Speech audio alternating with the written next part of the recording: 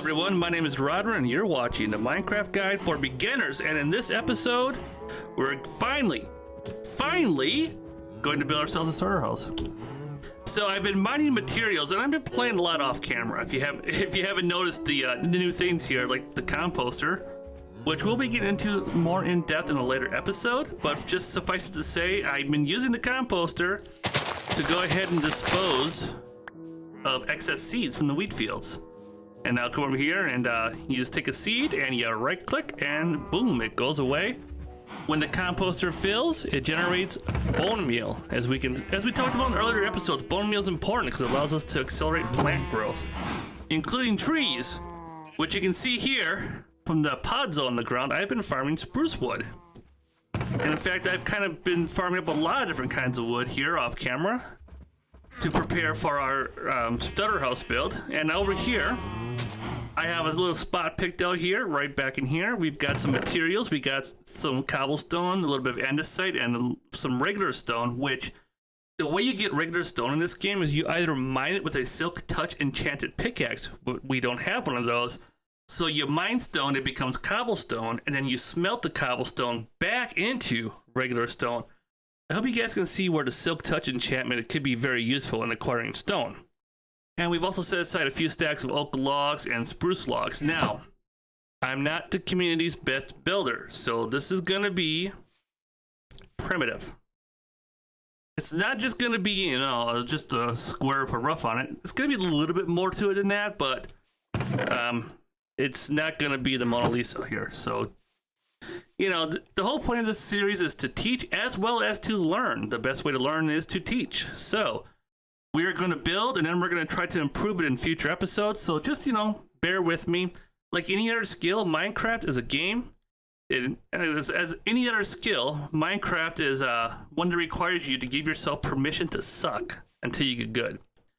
So as you can see right now, we have this little spot that's just filled with grass. And one thing you can do with grass to clear out large swatches of it is just to put down a water block. And there you go, it just knocks out all the grass. Pick the water block back up, and look at that. Cleared out area. So we'll just do the same thing over here. Like that. Pop that there. And since we're working all in the area that's on the same level, we don't have to worry about terrain or anything, but if you're working on a terrained area, you'd have to be cognizant of how water flows. It's always gonna take the shortest path downwards. So if I put a water source block here, it's just going to flow over the side and then out. It's not going to flow out and then down. So you just need to kind of be aware of that. Alright, it looks like we're getting most of the grass cleared out here. We'll clear the spot. Okay, and we'll pick up the seeds for our composter. And looks like we got a nice little spot cleared out here. So now it's time to establish the shape of our build. So I'm going to grab stack of stone, cobble, and andesite because I kind of want to mix up the textures a bit here. I don't want to have just one flat cobblestone or stone or andesite wall because that's going to be quite boring. And what I'm going to do is first I'm going to establish the corner here. So I'm going to think right there is going to be a good spot for a corner. And now we got to kind of lay out the shape. I kind of want to be like a little L shape wrapping around that hill there a little bit. So let's go out this way. And I also prefer odd numbers for my walls. That makes it much easier to center doorways and such. So 1, 2, 3, 4, 5, 6, 7, 8, 9, 10, 11, 12, 13. I think that's pretty good there.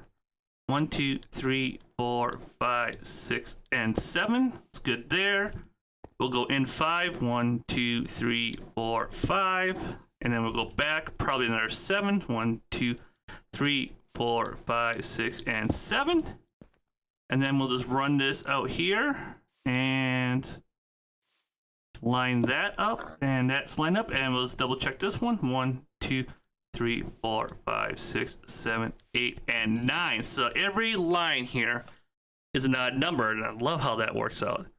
So this kind of gives us a little bit of an L shape here, kind of, like I said, curves a little bit around the hill there, not very tight to it, but kind of follows the contour of the terrain.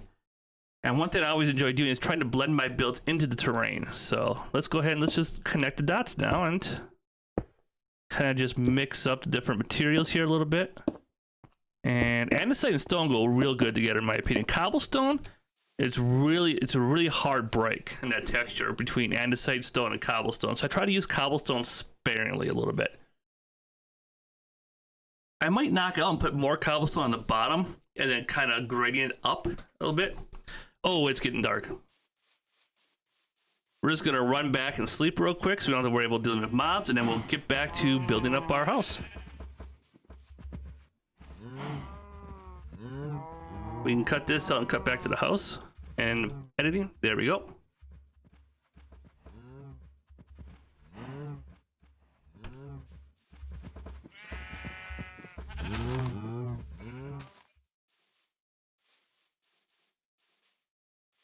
All right, so we're back here at the house after having slept real quick, and kind of want to talk about what does our starter house really need? Well, it needs a little bit of space for storage.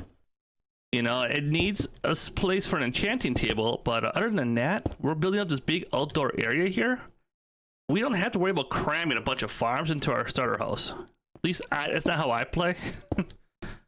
I try to, you know, just kind of build up an area with not necessarily having my entire base of operations be in one building, you know. Kind of just take advantage of open spaces and put farms in, and then have the farms just be kind of somewhat laid out logically.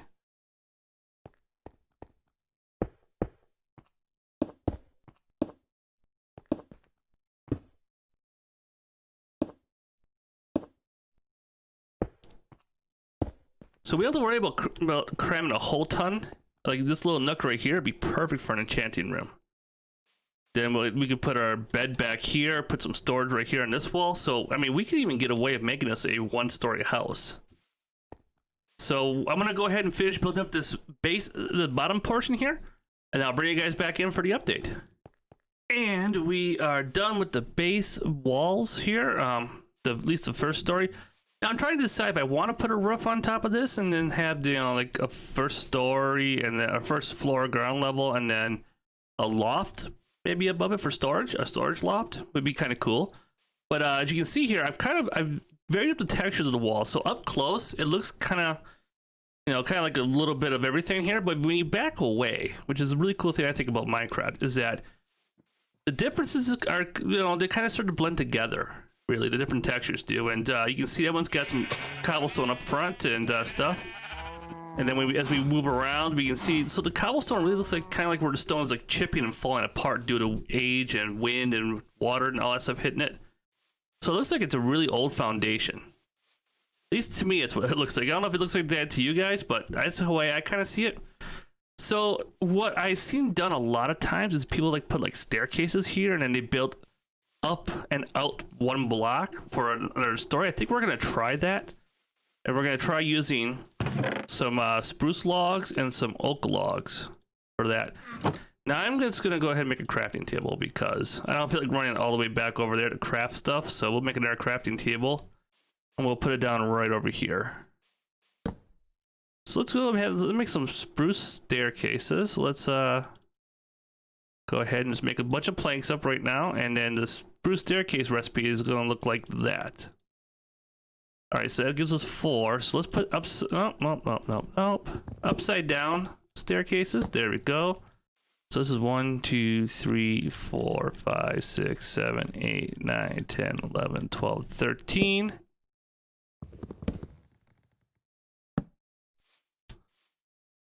All right, so we have 2 in here now. So let's go 13, 11, let's go 1, 2, 3, 4, 5. And 1, 2, 3, 4, 5. And that leaves 1, 2, 3, 4, 5. Okay, it looks pretty close. Like they're pretty evenly spaced apart there. So then from there, we can go ahead and just make some planks here. And we'll just use these planks as temporary blocks to get up there with. And now, if we go ahead and we take our spruce logs, and we go 1, 2, 3, 4. 1, 2, 3, 4. 1, 2, 3, 4. 1, 2, 3, 4. Okay, so then let's see. Let's take a little stroll and see how that looks. So it looks pretty decent.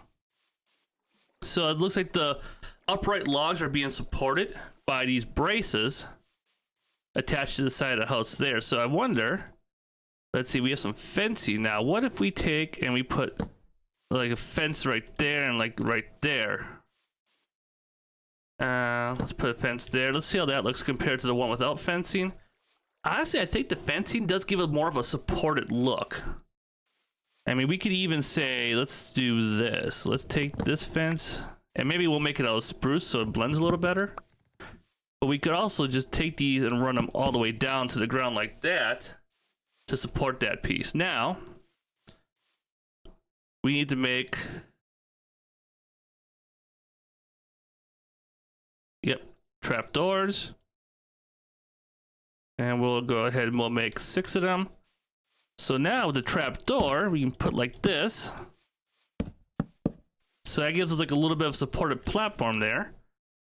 And what we can do with that is see how this is gonna look. Nope. Shift click and get that initial log there. And then what we can do is we can take our axe and we can right click on this to strip the logs. And let's go and take a little bit of a stroll away from the house here and get some distance. And honestly, I don't think that's looking too bad there from that distance. Let's go ahead and set up the other one just like it.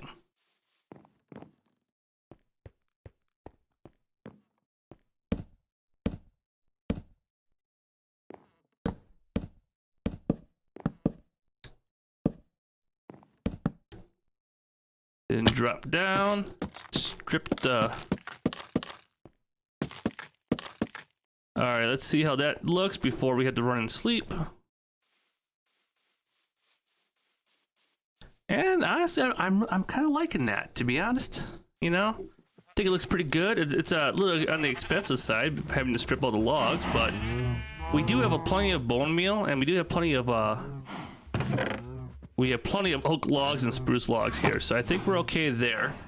The next step is going to be in figuring out how to wrap that around the corners of the house. So I think I'm going to cut away here, and I'll bring you guys back in when the next set of walls are done. Okay, and we are done with the walls on the next level.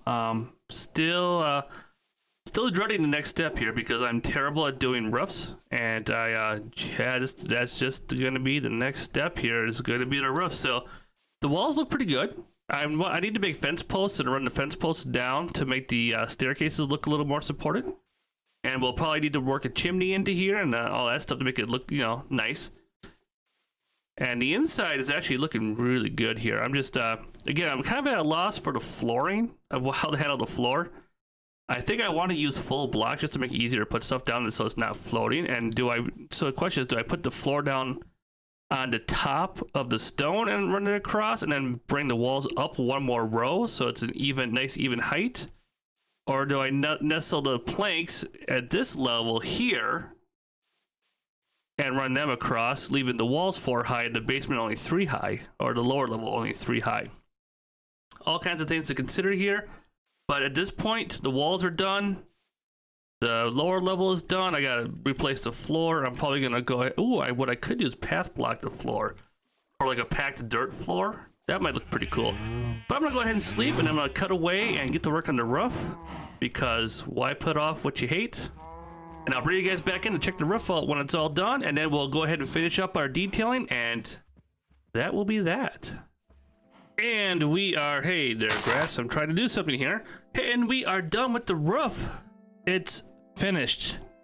Not sure how I feel about it, to be honest, guys and gals. Maybe y'all can give me some feedback in the comments down below, but it's got kind of a weird little angle to it. It kind of looks like somebody just took and scooped a big scoop right out of that roof there. I'm horrible at roofs. I'll admit it. I am not the best roof architect. Honestly, though, I don't think it's terrible. Except for that one angle, right? Just one angle. I might have to build a building right here to keep people from seeing that angle. But if you look at it from all the other angles, it looks pretty good, actually. I'm I'm okay with it. I'm not overly pleased with it, but I am okay with it. Which, given that I'm a very self-critical person when it comes to creating art, the fact that I'm okay with this is actually a huge victory for me. It needs more work. It needs more detailing. Don't get me wrong. This is not the end of it. This is just where we're going to leave off for today. I'm definitely going to detail. I'm going to have more fence posts down. I'm going to try and get some lanterns to hang. And we go inside through the door here. This is our first level we walk into. Furnaces and storage chests and crafting tables and stuff will be here more likely. Come up to the second level. This could we probably using our torch right there just for light. I do not want unintentional mob farms, so we'll just kind of spam torches all over here. This might be the enchanting area here, or maybe just this little nook over here be enchanting, and then over here might be some storage. And then we'll put a staircase into the upper area up here, which is just kind of, you know, just an open space up there for right now. That might be where most of our storage is done. I'm not sure yet. You know, this is I gotta start working on the interior of this, and the interior will probably be mostly off-camera work, to be honest, or maybe I might do it on a live stream. So if you're not following my Twitch channel, hit the link in the description down below. Get over there and hit the follow button. That way you guys don't miss the live streams where I do the interior and put the windows and stuff in and all that stuff. And as we were working, all of our sugarcane kind of grew up and all of our wheat kind of grew up, so we're all set for the next episode already, which is going to be all about enchanting. We're going to go ahead and finally get some enchanted iron stuff. Going to make a diamond pick and try to get Fortune 3 or Silk Touch on that, either one. And then, after that, it's to the nether. Finally. It only took us, I want to say probably about 8 episodes to get ready to head to the nether. And the reason why we need to go to the nether is we need to get blaze rods so that we can make Eyes of Ender, so we can find a stronghold, so we can get to the end. Elytra, shulker boxes, hello. Yes, we need to get to the end and get that. I'm starting to go through withdrawals here of not having Elytra and shulker boxes. So, thank you guys for watching this episode. I hope you enjoyed it and learned some new things, whether it's some do's or some don'ts, depending on how my build skills are. I'm okay either way. If you found the video informative, educational, entertaining, please hit that thumbs up button. If you're new to the channel, please subscribe so you get to see the rest of the series, because I don't want you to miss all the cool videos that are going to be coming out here pretty soon. Also, don't forget, I do stream over at Twitch. Link is in the description down below. I'd love to see you over there. And you can also follow me on Twitter for my random thoughts as they occur. Anyways, I hope to see you all in the next episode.